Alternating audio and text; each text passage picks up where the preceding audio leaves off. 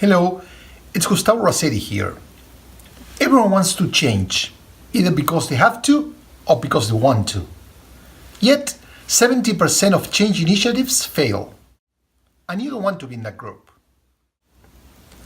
This is the second part of the Change Gap series. One of the reasons that many change initiatives fail is because of misunderstandings. Take CEOs, for example. They're pretty good at seeing what other people need to change, but sometimes they miss their own flaws. Today we're going to talk about a new approach, a human-centered one. We're going to talk about the power of empathy. The first part is about bringing personal development to the workplace. There's no such a thing as work-life balance. The more we seek for it, the more divide we create. Everything we do is part of who we are. Everything that happens at work, for example, affects our personal life and the other way around. Let's take someone that is risk-averse. If that's something personal, it's going to behave the same way at his job. So we try to change that person, we need to go deeper into what's driving that behavior. The second part is about applying a human-centered method to driving change. It's about a deep understanding of our users. By users, we mean employees, leaders, managers, stakeholders, and all of the above. Empathy is about walking in someone else's shoes. For leaders to better understand their employees' worries, how they see, how they react to these change initiatives, but also for employees to get themselves into the CEO's or leader's shoes.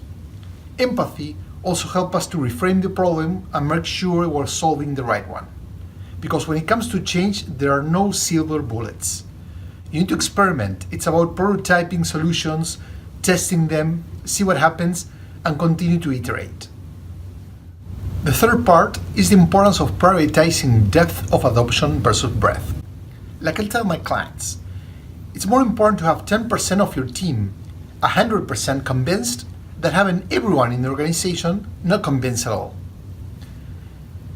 This 10% should also help you drive advocacy, push the initiative forward, and let the other people see it as a collective thing and not something that it's owned by you.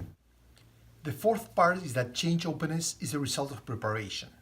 You need to challenge your team's limits. Before you launch an initiative, you need to prepare the culture first.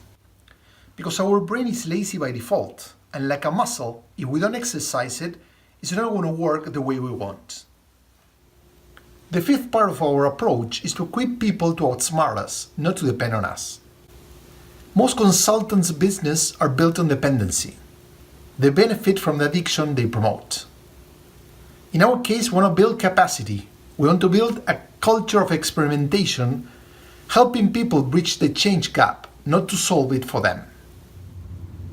Based on those 5 principles, we develop a new framework. We want to help organizations align their perceptions of those that are driving change and those that need to adopt change.